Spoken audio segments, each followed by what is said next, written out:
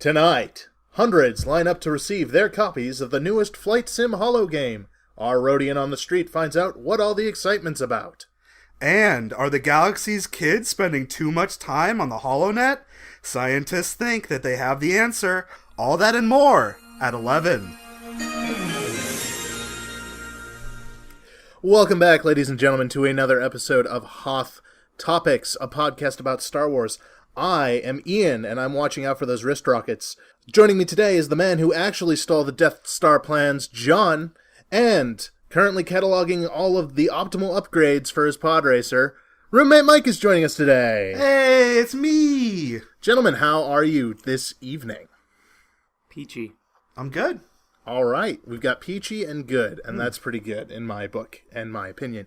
So, John, you and I specifically have been talking about video games off and on throughout the podcast. Mike, you are no stranger to video games, as you are I have played a video game or two in my time. Yes, you have, and you are also kind of a key player in our gaming group. The three of us play video games a lot together. There are a couple in our repertoire. None of them Star Wars related, except for that one time. So I thought we could go over our favorite kind of Star Wars video games that we played. Now, the both of you are more kind of experienced in gaming, I think. I didn't really even start playing video games outside of my Nintendo 64 until high school. We also have a few years on you, too. So yeah, just a couple. Helps. So that helps as well. So, starting with you, Mike, what's one video game that pops into your mind when you're talking about Star Wars gaming? When I think Star Wars video games, I always go back to Episode 1 Racer for the N64. So good. Yeah, it was a lot of fun to play. Back when I first came on this podcast, I told you guys that the first one that I watched was Episode 1. So I was coming off watching that. I thought the pod racing was the coolest and best part of the movie because I was a kid. And so I jumped right in and told my parents to get Racer, and they did. And I played a ton of it. Yeah? I played every little bit of that game that I could. It was a lot of fun. Like, it wasn't just like fun for a generic racer, but there were elements in that game that I thought were just really good that I wasn't expecting. Like being able to piece together your pod racer. That's not something that you saw in racing games before then. Especially for the time period. Yeah, you just got a generic car or a generic ship or whatever you were racing, and then you went out there and did it. With Pod Racer, I thought the best part of that game was you can go to Watto's junk shop and buy this really amazing part that's broken down, and then you buy a bunch of droids to fix it up. And it's just this process of developing your racer as opposed to just picking the coolest guy that goes into the racer and then just going from there. So yeah, Racer was a ton of fun, and you know, getting the sound effects, the visuals that you would expect out of coming off of Episode 1, it was a lot of fun. I really liked that game. Very nice. That was one of two Star Wars games I owned for the N64. So I don't remember most of what you're talking about. I think that I was at that point where in my life where I was just pick that one because it looks good and then drive that. So I didn't realize there was that much nuance to the game. Yeah, I was very much a min-maxer even in my early days of playing video games. And so like looking at all of the stats of all the things you can buy and figuring out what's going to be the best for the amount of money that you could spend was something I was so into when it came out. The only problem that I had with it, unfortunately, was that like there was a game that came out the year before called F-Zero X was visually and in terms of sound infinitely better of a video game than Racer was, but Racer had that desire to, you know, I wanted to be a pod racer, and like I said, the crafting was not something that was in F-Zero X. But if you look at those two games side by side, like the visuals of what the courses looked like, it was no comparison, like night and day different. So unfortunately it wouldn't hold up if I went back to it, but just getting that initial look into what a pod racing game was, super fun. Very nice. John, One thing I liked about that game was that, like most of the karting games that we've all played, which I can't stand racing games, with the exception of the two games that Mike just mentioned, F-Zero and something about F-Zero, they like the cartoonish characters that I always enjoyed. One of the things I liked about Racer was that the different cups you could play, they'd have the same maps like in other racers, but the maps would be either different paths, or depending on what cup you're doing, they'd be longer or shorter. Like the beginner's cup, the Boon to Eve race on Tatooine would be, 1 to 2 minutes a lap, and then when you got to the last tier, it was 5 minutes or so a lap or something. I don't know, it's a long time since I played it.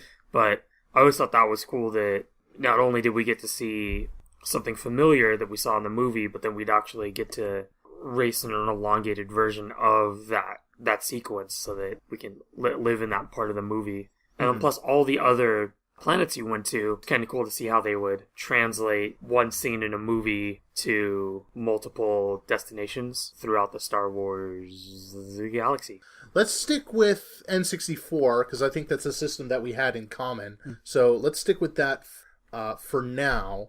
The second game I owned for N64 that was Star Wars related was the Rogue Squadron game. Was that X-Wing Rogue Squadron? Was that the one for the N64?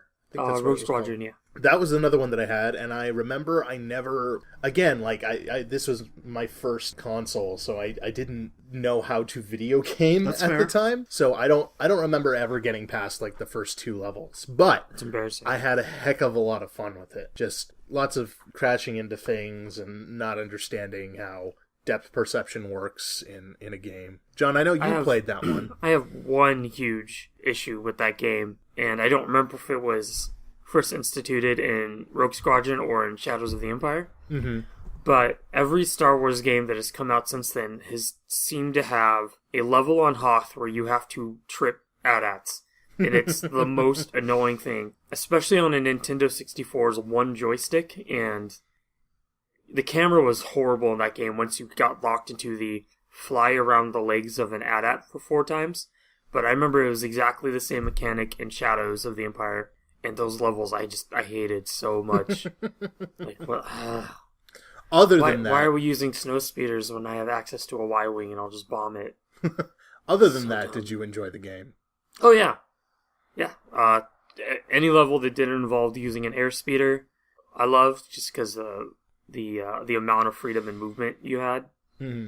They had a Naboo starfighter built into the game that, with a couple of code unlocks, you could see what a Naboo starfighter looked like. I think like a year before Phantom Menace came out, which was really cool. I didn't play that one very much, but like I said, I enjoyed it. Did you ever play Rogue Squadron there, Mike? I rented it, probably just returned it in a couple days after that. Don't really have any... It's probably because you didn't have a expansion pack in your N64. No, of course I did, because I got Donkey Kong 64, yeah, and you had to have it. Well, I specifically bought an expansion pack for my 64 you because and of Rogue 2 Squadron. other people bought just the expansion pack and not with Donkey Kong 64. Right, I bought the expansion pack and then I rented Rogue Squadron. Like, I didn't even own a game that needed it. And then one day my mom got me a Donkey Kong 64 for Christmas from a little website called Amazon. It sold books. I was really confused when I saw that package show up.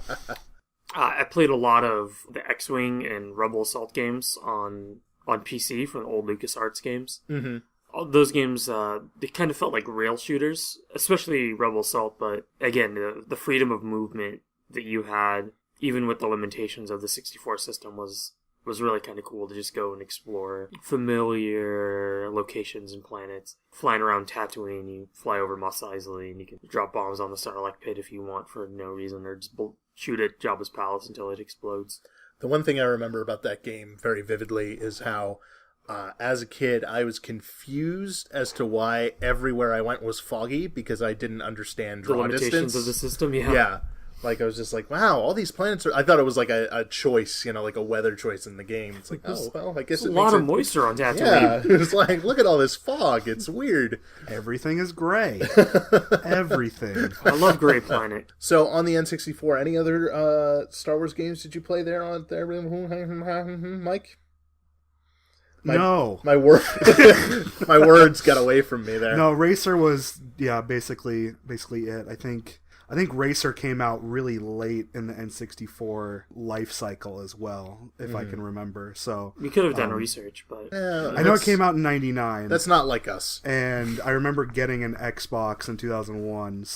And that was 2 generations after. So it was it was a little late in the life cycle. And so after that, I don't know if there was any other games after that. Did you play Shadows of the Empire, John? I was not a big fan of it. I know that a lot of people think that that's one of the epitome of Star Wars-related games, but I had a hard time with the control mechanics. I heard it was very tanky. I never played it. Yeah, it was very tank control-y. I got to a level where you fight IG-88 on a train, and I just couldn't beat it, and I just kind of gave up. Yeah, I never played that one. I know it's like on a lot of people's lists. And, I think it's on the cabinet behind you. Oh, awesome. Never played it. I have an N64 at my house. Like, it's one of those games where the characters transcended the game.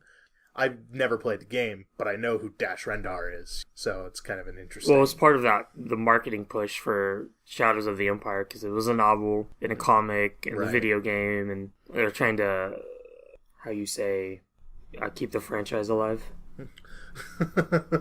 How you say, continue to exist. All right, well, then let's step away from the N64 system. Now, you guys, again, you got a couple years on me. Let's cast your minds back to the early days of PC gaming. What Star Wars games come to your mind when you think about early PC games? The old LucasArts games, like I mentioned, Rebel Assault 2, X-Wing vs. TIE Fighter, and of course the greatest game of all time, Dark Forces. Now, John, why is Dark Forces your greatest game of all time? I am 90% sure that was my first introduction to anything Star Wars related, if it wasn't Star Tours, because it might have been Star Tours, I don't remember. But I have a lot of great memories of going to my next door neighbor's house, his Mac, and just sitting there playing Dark Forces and Rebel Assault all day. Now, Dark Forces is the first in a long series of games that came after it that went well into the future. You know, we got characters like Kyle Katarn out of it, and Jason Core in the last Jedi Academy game, which I also really enjoyed. What do you think was kind of the factor for that being such a popular game? It's kind of Doom style, right? It's very much Doom style, kind of like the auto aim sort of thing that Doom has, where you just kind of point and shoot. It had a lot of really, I won't say difficult, but maybe difficult is the word, puzzles, lots of mazes, challenging sort of thing. Puzzle. Yeah, and as far as gaming that I'd done, I'd never played anything like that that was challenging and also a franchise that I liked, but I really didn't have much experience in gamings before that, so. Gotcha. Except for Secret of Monkey Island, which isn't Star Wars and was... Is Lucasfilm, though. That's true. LucasArts. LucasArts, yes. Jedi Academy, it's the last game in the series that Dark Forces started. Everyone forgets that, and I shame them. Yeah. I didn't know, but in my defense, the first one of these game series that I played was Jedi Academy, and you're not even playing Kyle Katarn. You're playing Jaden Core, who is cool, but... So cool that I didn't even remember what his name was, because it wasn't Kyle Katarn.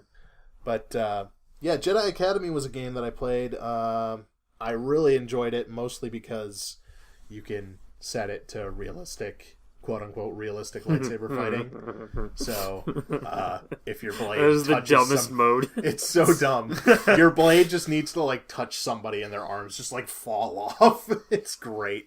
It makes lightsaber-wielding opponents insanely difficult because their lightsabers will also kill you in one touch. Right. But you can't just run through the game just running into people and they just fall over without limbs. It's super fun. It's a great fun. If you like a game where you can just mindlessly lightsaber combat, and the story is decent too, that's a good one. Jedi Outcast. Well, one of my favorite things to do in the Academy series, Jedi Knight series, was do the most Jedi Order thing and force choke people into the air and then drop them off ledges, or force choke them into the air and then lightsaber them in half. Like a Jedi would. You see what I have to deal with, Mike? Yeah, lucky you. Don't pretend that you did not do the same thing. I like to force push people off of cliffs. Yeah. I don't choke them beforehand. That's what makes me you good. don't kill them. The fall kills them. The fall kills them. They shouldn't have been standing there or been evil. You were trying to help them by pushing them to the railings. Right. But Star Wars doesn't have railings, so... Oh, well. Classic mistake. Okay. Now, John, you did mention one game in your explanation of Dark Forces, X-Wing vs. TIE Fighter. Mm-hmm. I had that game, and I also had... Did you have the joystick with it too, like the flight control stick? No. No? I never really got into the game as much. I remember playing that game with the flight stick, not understanding how to use the flight stick. Right. And just basically, now that I think back on and I understand how physics work, I was probably just spinning around in a circle until... Looking for targets, yeah. That's basically what I did. Yeah, and... and setting shields to double front. Sure. Because that was the thing you could do. But when you eventually found a ship, it was really awesome and exciting, but I don't remember ever finding them. So. I recently got it on Steam. Well, maybe like 2 years ago I got it on Steam, and every now and then I'll load it up and just be like, what am I doing? Yeah, why am I here? What is this? I'm sure that's like one of those... It had like a couple games in the series, so... Well, it started with the X-Wing games, and then the TIE Fighter games, and then they rolled it into the X-Wing versus TIE Fighter games. Sure. So it must have been popular enough to like hold water. Don't put water in your computer, Ian. Unless it's water cooled. And then it's got to be contained. Mike, can you confirm this? No. Okay. Well, I've never tried to put water in there, so maybe it'll work if I try, but right. I'm not going The to. key is to have it all submerged at the same time. Oh, okay. Got it. That's tricky. All right, so now I'm going to go throw my computer in a lake. Got it. Got to test this for science. Mike, you mentioned your next system was an Xbox. Yes. Now, I can think of one prominent Star Wars game for the Xbox. There was a Star Wars game that I played for the Xbox because I got it for free because it came with my Xbox. And which one was that? That's a great question that I don't know the answer to. It's probably over there in our pile of Xbox games, but it wasn't even just a Star Wars game, it was also another game on the same disc. Oh my. Yes. John's actively looking for the disc right now. We might be able to pull it can't up. tell you the name of the game. I can tell you I played it for less than an hour. I don't know you had Fable over here. Yeah, Fable's a great game that I've played for here it more is. than an hour. What is it, John? Promotional offer, not for resale. Of course. Star Wars The Clone Wars. Flip it over. Tetris Worlds. I definitely played Tetris Worlds more than I did the I Star definitely Wars played game. Tetris Worlds more. Do you remember anything about that Clone Wars game? Because I've never heard of it. I remember being in a vehicle at some point. Okay, good. I remember I enjoyed it, but I wanted to play Halo, which is why I got an Xbox. Why would you and not so I want to play didn't Halo? really, quote unquote, waste my time with the Star Wars game that came with this. That wasn't the one that I was thinking of, actually. Okay. Did you ever play Republic Commando? No, I don't remember that one. Republic Commando is one of those games where I played it, and I remember really enjoying it. And then I went back to it when it was on Steam, and it is... hard to look at? It's hard to look at. It's very dark and very brown and very Xbox One. Yep. And it sucks because I remember, like, it actually having a decent gameplay and compelling story. You know, you're an elite group of clone commandos, and each one has its own, like, unique sort of, like, personality, and they've all got, you know, really cool looking armor, and you're the leader, and you go in and you're like killing Geonosians and taking part of these super cool battles. Like, it was popular enough that those clones even made a brief appearance in the Clone Wars, like, TV show. So that's cool. That's super cool, but it looks like a dog turd now. It's so bad. John, did you have this experience? I never played it until last year when I got it in a Steam bundle. Did you play all the way through it? No, I played the first 20 minutes of it and thought, this game looks like visually garbage, and like I had to turn it off. It's really bad. And what's terrible is, like, the very first scene that you're in like a bright white room on Camino, so like everything's bright and shiny, and you can see all the clone armor detail, and you know it looks really good. And then you get to the first mission, and then it's like, would you like light tan brown or dark brown? Because those are the colors you're going to be looking at for the rest of the game. Mm-hmm. And puke green. That's so good. Congratulations. Yeah. I do remember the Geonosians being terrifying, though, because there's a part where you're hunting around, you don't really know what's going on, and you open a door, and then there's a thing in your face. And that was probably one of my first experiences with a jump scare. So, now, there was another game that came out for the Xbox and PC at this time, and it's probably my favorite Star Wars game ever, Knights of the Old Republic. Now, the only reason I got it for PC, and I still have the original disc. It came in on 6 discs. Oh, yeah. That's how big this thing was. 6 discs, and it was great because each one of the discs had like a different character and was different colored. So you'd flip through the disc. Oh, I'm gonna get to see this person. I'm gonna get to see this droid. Oh, this looks cool. Like, and it was my first experience with role-playing games. Cool. Like, that was my first RPG, and I did not know how to play RPGs. Mm-mm. I did strength. That I maxed out strength. That was the whole thing that I did in that game, because I was like, it said strength ups my damage. How come I'm not winning? So it was a grind to get through that game the first time. Mm-hmm. But I kept coming back to it. Like, that's how compelling the story was that even as, a teenager who didn't understand the mechanics of the game I was playing, I was still compelled to push through it because I love that game so much. The characters are amazing. Revan is he's my guilty pleasure Star Wars character. He's ridiculous, and that's his first appearance in that game. But that was also a really cool thing. Like, you got to pick your character, like how he looked, how he or she, what their fighting style was like all this stuff. Like, the choices made that game, and I love it so very much. And I know it's on Xbox too, because one of my friends from middle school and through high school, he really wanted to play it, but he had the same problem I did. Like, he couldn't get past a certain point. Right. Because we didn't understand how those games worked. Right. So he was like, can you help me? I'm like, yeah, sure. And then we both couldn't figure it out. I still don't know if he ever, completed that game. I had the same issues like you did, where I didn't really understand how RPGs worked. Mm-hmm. And this was a very heavily based on an RPG system kind of game. I think it was a straight rip of the D&D Saga? system. Oh, was it? Oh, well, that makes sense. I thoroughly enjoyed it, nonetheless. I love that how much customization with the characters you could have. I generally would swap everyone's lightsaber color sticks or crystals for I think they were all red the first time I played. They're all just Darksiders, and then Karth blasting people. No, Karth was in 2. No, Karth was the dual wielding. Mando guy, right? No, Karth was the dual wielding Republic officer. Canderous is the heavy cannon Mando guy. Okay, yeah.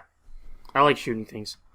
I'm getting KOTOR 1 and 2 confused, and I'm not going to be able to continue to speaking about it without both those confusing characters them are thoroughly. in KOTOR 1. See?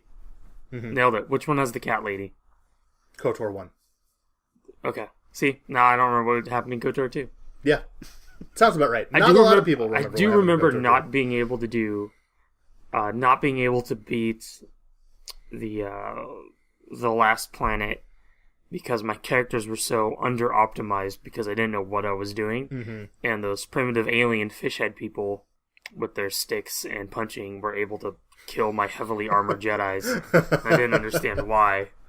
It's very upsetting. And then the second time playing through, understanding how RPGs works, like, oh, look, I'm slaughtering the primitives. This is... Feel good about yourself. This is what the Jedi Order wants. Oh, you... Times are different. Mike, did you ever play? I played a little bit of the first one. I did have experience in RPGs, but the problem was they were more JRPG, where you build a team around certain things instead of building a character. So it was a little tougher for me. I remember getting to a point kind of like where you were, that you just couldn't figure out how to do it. And instead of powering through it because I'm a Star Wars fan, I decided to just not play it anymore. Fair enough. And then it was over. At one point I remember I watched a Let's Play of KOTOR 2, and that's how I got kind of the storyline behind that instead of actually playing it and being frustrated myself. I'd rather just watch somebody else who knew what they were doing play through it so I can get the story that way. And that's valid. Like, I know there are several games, like we were just watching Games Done Quick, and they were streaming Cuphead. And I am never going to play Cuphead, but it's such a beautiful game that I really enjoy watching people play. I love that game exists, but I don't ever want to play it and try to be good at it because it will just upset me. It's just not my wheelhouse either. Like, I get it. Now, KOTOR 2 is an interesting thing. So, Knights of the Old Republic 1, it was a BioWare game. And BioWare is a studio that I hold very near and dear to my heart, and it makes me sad that they were put on a EA massive multiplayer game and not on better things. But they have some of my favorite games of all time are mostly BioWare. But KOTOR 2 was shipped out to a game company, Obsidian, which they also do really good games, but Obsidian gets the short end of the stick in a lot of development, I think, because of time constraints. Because the games that they put out are awesome, but they're always, like, kind of broken and buggy and don't always have all the content. Mm-hmm. So, and that's kind of what happened to KOTOR 2. Like, I remember playing through it the first time and not 100% understanding the story, and, like, it was kind of convoluted and hard to follow. And I played it through again when I was older, and I liked it better that time, because I think I got more of it. And then I recently got the mod for the restored content, where there was stuff on disc that just never got into the game, and somebody found it and modded it. So I still have to do that playthrough. I'm playing through that. But it's same deal with Knights of the Old Republic 1. Like, it's a great RPG mechanically, and it's a great game story-wise, too. That was one of the great things about getting KOTOR 2 on Steam, is they made it accessible to the Steam Workshop so that you could easily get those restored content mods and patch fixes. And patch them in without having to deal with a manual install, which is always so much fun to do with mods. Speaking of RPGs, and KOTOR especially, Star Wars The Old Republic. Now, I got really deep on that game. It claimed years of my life. For positive reasons, Welcome mostly. to the MMO life. Yeah, I didn't really know what I was getting into. You sucker. Yeah, it got me. I was scared of MMOs, honestly. I didn't think I had the commitment to play an MMO. But they're like, it's a Star Wars MMO, and then they really touted that it's story driven and you can single player your way through this. Mm-hmm. And that's why I started playing. And then I was like, oh, you know what? There are these guilds. What's a guild? Like, this seems interesting. Oh, there are role-playing guilds. I role-play. I do pen and paper in real life. I'll join one of these role-playing guilds. And then I joined one. And then 2 years later, I was an officer in that role-playing guild and running an entire branch. And then I left because I realized exactly how much of my life it was taking, and I was suffering in other areas. And then I went back. You didn't get enough? I went back.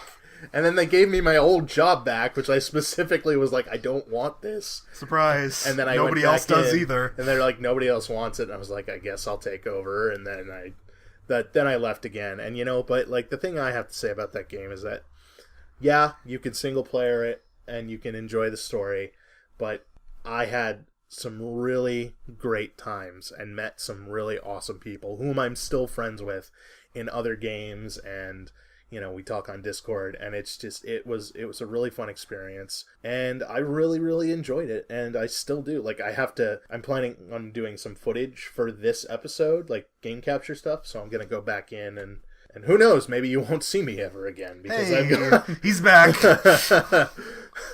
I wonder if they actually removed me from the guild. Like, I told them to when I left. I'm like, I'm not coming back, guys. Like, they still got their fingers crossed. You can take me off the list. He's coming back. He's he's got to get his fix at some point. Parks and Rec, Adam Scott. Oh, yeah. Back at his old job. Yeah. Back at the was it the accounting firm? The accounting firm. No, I'm just going to pop in for a second and leave them Cones of Dunshire and then leave. Right. Essence of the game. But, so we three had an experience with that game, though. I think we sure had an experience. Yeah. Mike, you were taking a break from WoW, I think it was. I never take a break from WoW, Ian. Well, you never take a break from WoW, but He's playing it right now. I'm thinking about it right now. There was a slow period in the content. Yeah, as with WoW and its history, there are ebbs and flows of right. of what's going on, and at that point, I was a little less invested than I have been at other periods of time. So. Ian wanted to show me this other MMO, and I was game for that. So it was. And we dragged John along somehow. I honestly don't know how I convinced either of you to come and play this game with me. I think we were coming down from playing Borderlands. Oh, yeah. Which is a game that I can no longer boot up. I can't start Borderlands 2 without, like, immediately going, what am I doing? And then closing it, because I played that game with you guys so much. To death, you say? Yep. Well, Borderlands 3. Full playthrough before it comes out. Let's do it. So, I convinced you guys to play, and we played for, I don't know, like a month and a half before. Yeah, we probably got about 80 hours into the game, I'd say.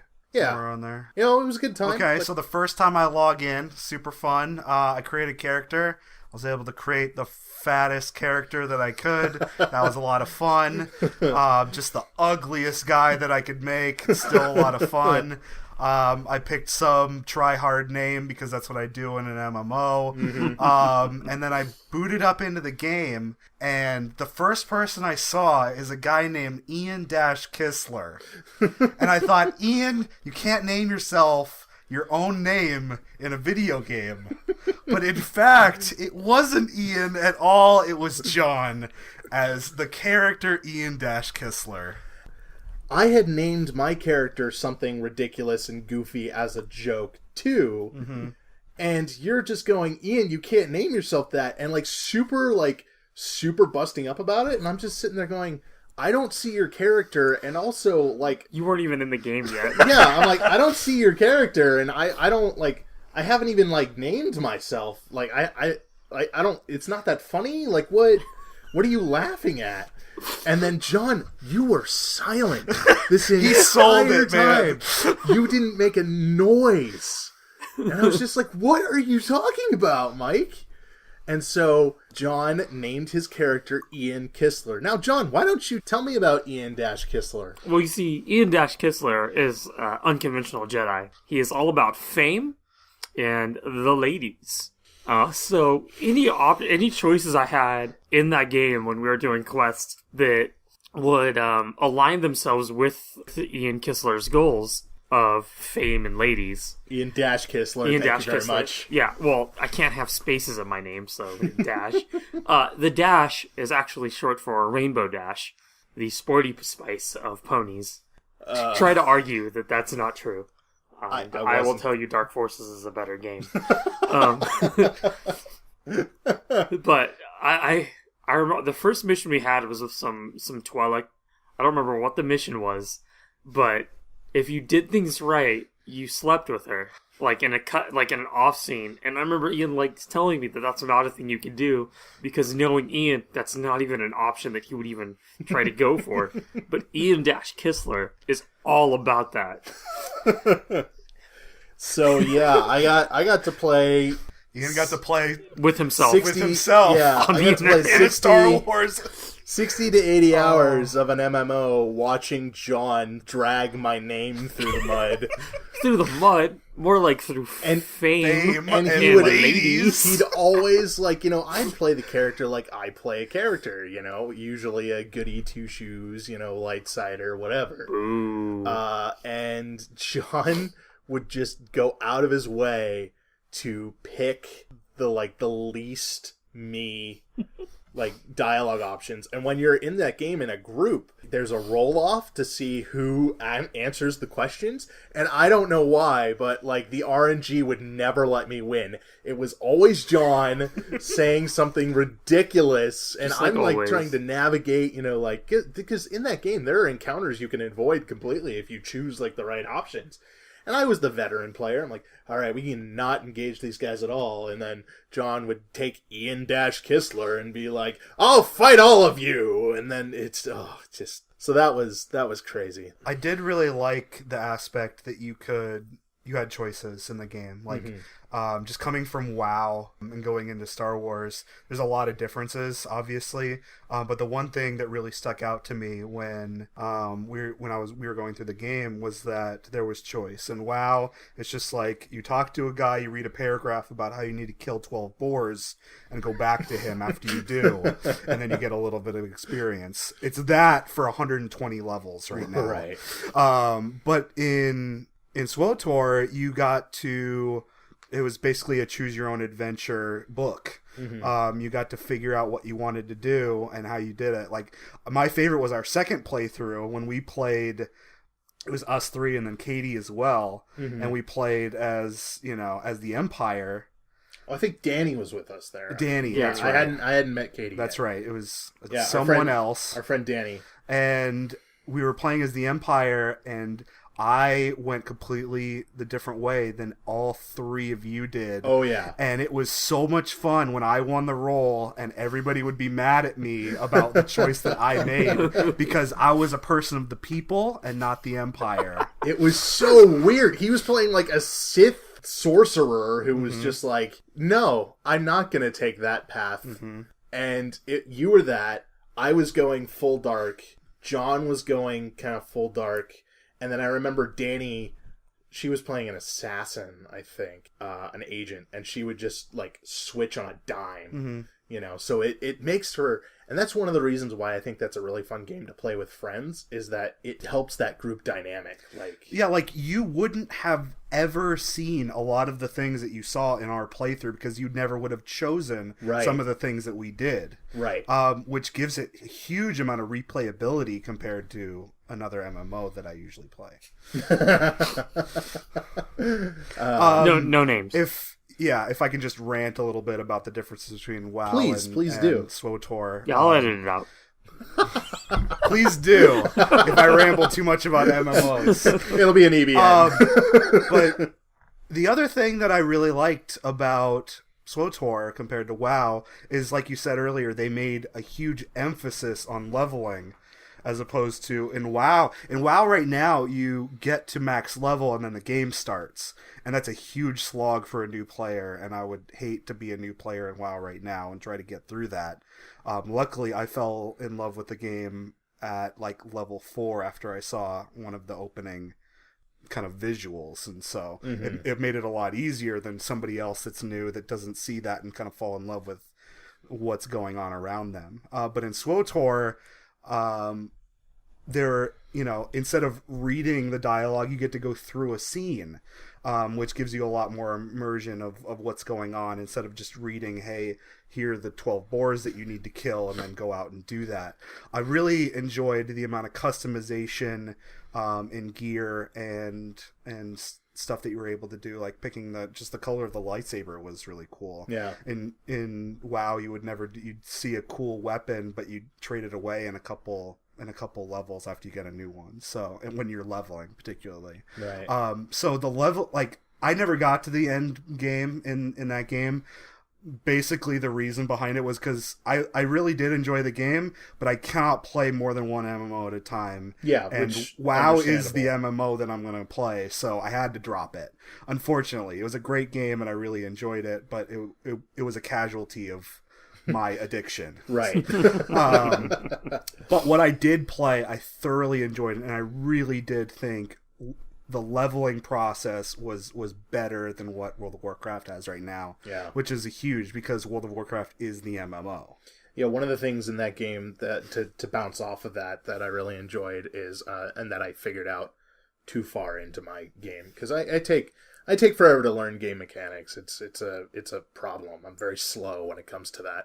Once you got gear that you liked the look of, especially if it's like market gear, the way you level up that gear is not by trading in your gear for better gear. It's by actually upgrading the components of that gear. So like, if I have a set of armor that I really liked that I got off the market for 20,000 credits, paltry change, I could wear that all the way through my playthrough if I wanted to, because of I'm upgrading the gear slots. I'm not upgrading the armor piece itself. So that sort of sense of ownership, somebody tweeted out recently, like, what's your favorite Star Wars weapon or gun? Like, what's your favorite blaster?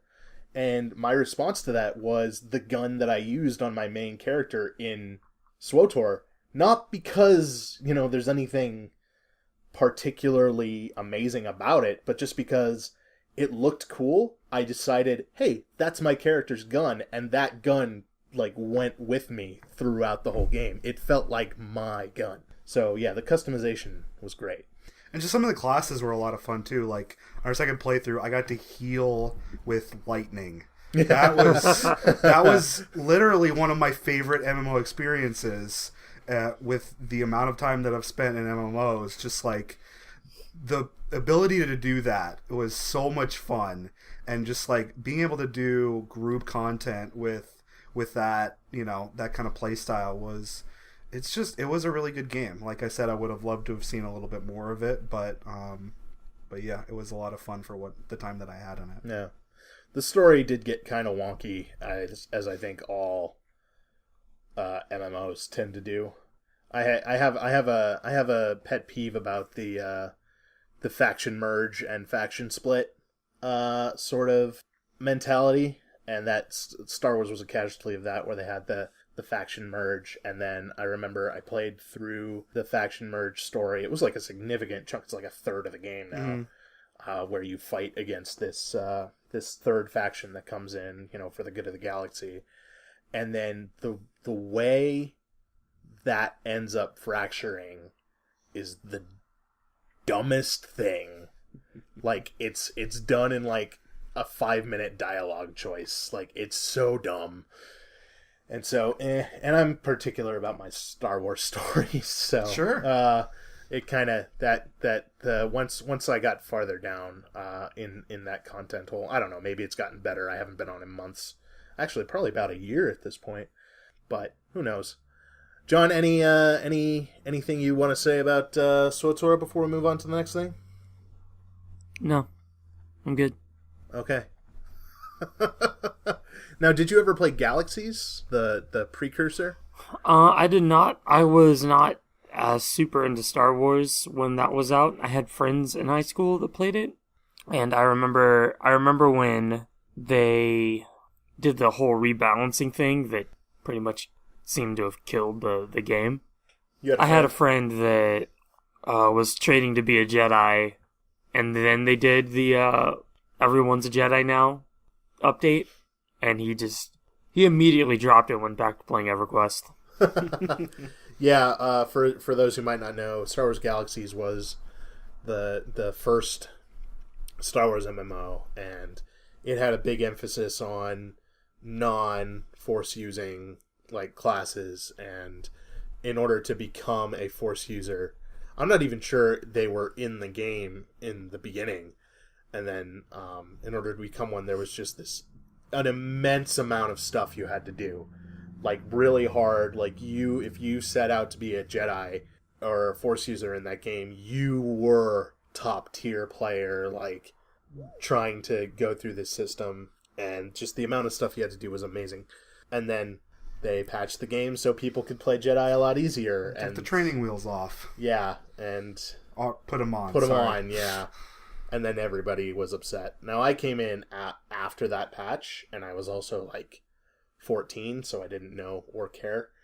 And I played it for a little while. I remember I played a bounty hunter who ended up joining an Imperial guild, and the guild was, like, really, really cool. I joined it because my buddy was in it, and they were just like, oh, yeah, no, so here's your uniform. It's like, it's a full set of Scout Trooper armor. All right, cool.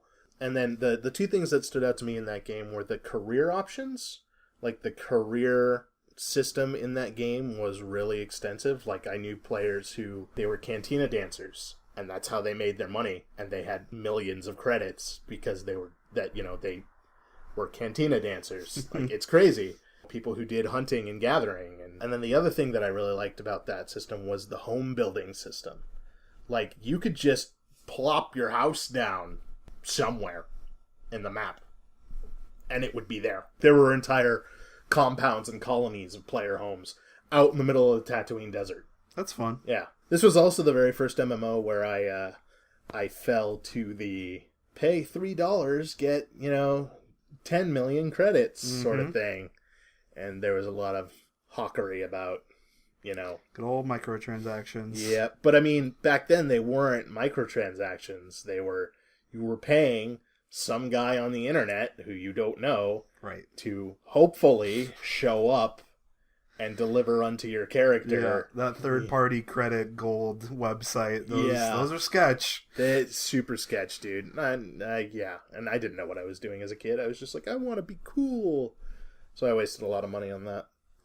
But yeah, people were mad at that MMO, and then I don't know why they closed down, but they closed down. I guess their user base went away or something. Let's see. WoW came out. Yeah, there you go. A couple of the games I got here on the list. The Battlefront series. John, did you play Battlefront 2? I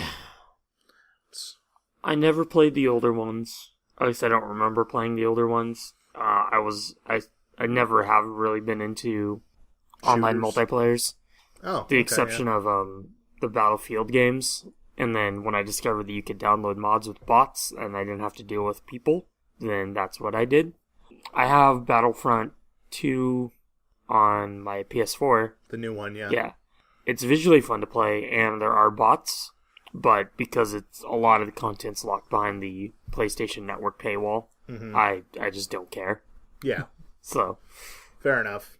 Mike, did you ever play the PS2 era ones or? No, I didn't play either of the Battlefront games. I was interested in 2, but I was only interested in watching streamers play it, and I was only interested to see how much hate that game got because of EA's business practices within the game. Yeah. So that was the extent of my desire to play either of those games. Was I just wanted to see the world burn because of EA. Fair enough.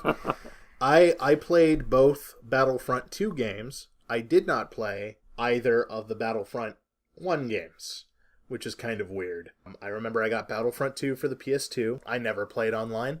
I just did the campaign and the bots, and had a great time with it. Now, the new Battlefront 2, I got specifically because they said it's got a canon story. And I told you that was a mistake. I know. I told you. I know. And I got it. And then what happened? And I played through the story, which I very much enjoyed. And then I went to the multiplayer thing, and yes, EA's screwy business practices were kind of a barrier to play there, just because people were running around day one with absurd power and locking all of the heroes behind incredible credit paywalls. I know it has gotten better since then. Yeah, I have actually been playing a lot since then. Right. I went back to the game and I played a couple multiplayer rounds, and I was like, I'm bad at this. But I felt like I was, instead of feeling like I was bad because the other players were awesome, I felt like I'm bad. I need to get better. And that's what I did. And now I'm pretty center. You're passable. Yeah, I'm routinely center of the rankings. Right, that's good. And that's about where I want to be. I'd be happy with that. Yeah, I'm high to center of the rankings. And I'm really enjoying it. I enjoy the heroes versus villain stuff. They just released Obi-Wan, so I'm trying to get Obi-Wan up really high and make him my prime character. Dooku's coming out this month. They released a whole bunch of clone skins. Geonosis is a whole new planet that landed. So there's a lot of, now that they've moved beyond the Electronic Arts insidiousness, they've started pumping out content for the game, and it's been fun. Like, I don't play it. I probably boot it up once a week and play for a couple hours. I slowly picked it up because I got it at GameStop for like $15 or something used. Yeah. And $15 seemed like good enough for just to play the single player, which I enjoyed so much that I have an Inferno Squadron helmet in my room. Yeah, the single player story was cool. Like, I enjoyed it. And I also enjoy that it's... Remember single player games? Yeah, oh God. No. What's that? The Force Unleashed series. Never played it. No, I take that back. I got to the part where you try to pull a Star Destroyer out of the sky, and then I couldn't do it, and I was like, alright, I'm done. Fair and enough. I just never went back. I really enjoyed that series. The first time I played it was on the Wii. Okay. For all of the Wii's problems, flailing around and lifting and pushing people off with those controls was super fun. I really enjoyed it. And then there was also, like, that was how I dealt with most encounters. Am I over a chasm? Yes. Are there people? Yes. Pick up, throw off. Pick up, throw off. Pick up, throw off. Lightsaber until my force recharges. Pick up, throw off. Now, what was really weird is that I played that game, and I swear there are levels in the Wii version that are not in the PlayStation version. Because I went back and I played them for PS3 back when I had a working PS3. And I was like, where's the one fight that you do in this area? And I could not remember. I'm like, no, I've seen this other fight. So, I don't know. All right. Gentlemen, anything to add before I get into viewer comments here? Currently, my favorite Star Wars video game that I don't play because I refuse to buy the technology behind it. Angry Birds? Is Beat Saber. Oh, yeah. There you go. It is so much fun to watch somebody play that game on just like ridiculous songs. And it's either, you got the two blades or the single double blade. It's a lot of fun to watch. Basically, if you haven't seen it before, it's basically like, it's like a beat game. It's like, Dance Dance Revolution or whatever, but you're wielding a lightsaber instead. And It's a VR game, so you're seeing the things that you have to strike in a certain way on the screen. It is taking you through that process. A lot of fun to watch if you haven't done so before. Again, I refuse to invest in any VR technology right now, or else I would own that and play it a lot because it looks like a ton of fun. John, anything else to add at the end? I realized that the entire time that we were doing this podcast talking about video games, I'm sitting here on my tablet playing Star Wars Galaxy of Heroes. Okay, yeah. I was about to say, hey, you guys currently play a Star Wars game. If you guys want to talk about it. This has become an addiction because you get like a measly 5 extra consumables just for playing the game, like completing all these quests daily. And I don't remember anything about what most of my day is because I'm sitting here mindlessly pressing the same buttons over and over again. It's a fun little collector fighter mobile game that if you have patience, you can enjoy it without falling victim to the microtransaction. Yeah, it's a great little team-based combat game, and pulls from all the Star Wars medias. Yeah. At the moment, I believe you can have a team that is 4 Chewbaccas and 1 Zalbar. Yes. So if you want an all Wookiee team, that's my goal for what they have. But if for whatever reason you want to join our guild of all 4 people, which is me, Ian, our buddy Eric, and our buddy Eric on a different device, look us up in the guild, in the guild search. We call ourselves General Grievances because that was the name of this podcast before we realized someone else had already done that and then hadn't actually done anything with their name. We might be able to change the guild name. I am trying to, and it is not possible. Okay. I mean, we could just start a new guild and just not tell Eric. No, we should tell Eric. I don't know. Or not. But, Gen Grievances on Galaxy of Heroes. There's 4 of us. So if you want to do guild events, we're going to need a lot of you. Yeah, we're going to need all of you. Right now Territory Wars require 50 people, and we've got 4. 3. We've got 3 and a quarter. Yeah, he's not on his other account, like, ever. It takes us about 2 weeks to do a guild raid at a certain level. At a 6-star level, it takes about 2 weeks to do the Grievous tank. Yeah, join the group so that I can get General Obi-Wan shards because I want him. But or ask to be invited with that goal, and then I'll just won't, so that Ian will be sad, and that makes me happy. John just likes to see me hurt, and I don't know why. I thought we were friends. That's what friends do. No, that's incorrect.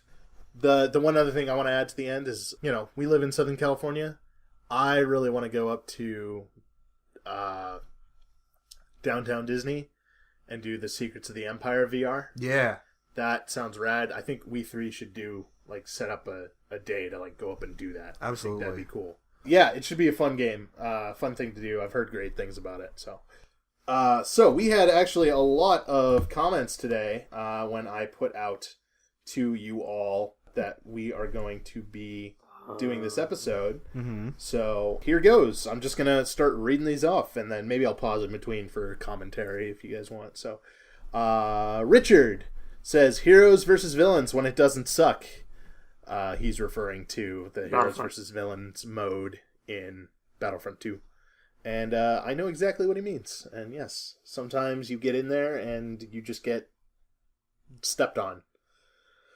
Other times you don't. Ryan says, can't go without mentioning Ryan says, can't go without mentioning Republic Commando, which is true enough.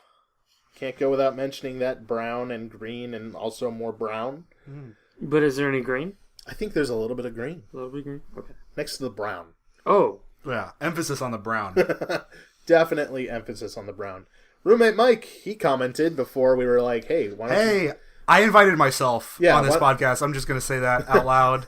I'm like, hey, I could be playing WoW right now, but let me throw this out there. I could avoid WoW by talking about Star Wars video games. So I invited myself. And I was like, yeah, sure, dude, whenever. Mm-hmm. Friend of the show, Tim, says the only Star Wars game which exists, Star Wars Galaxies.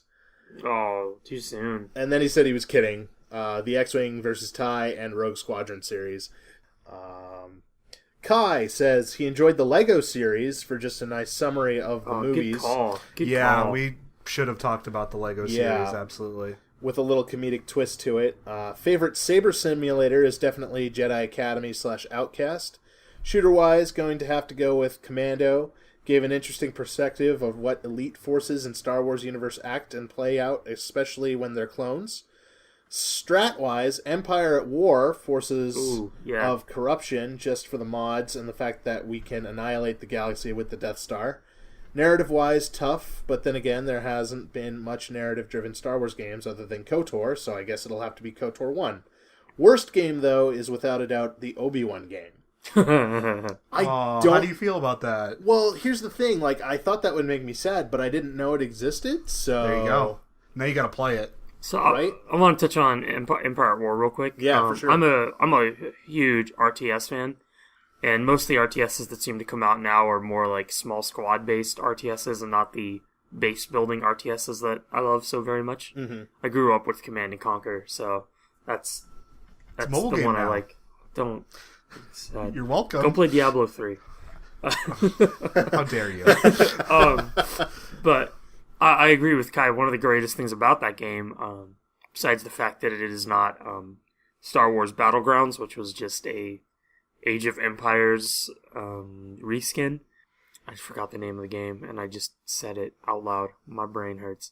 Galaxy at War. No. Mm-hmm. Yes? Empire at War. Empire at War. Nailed it.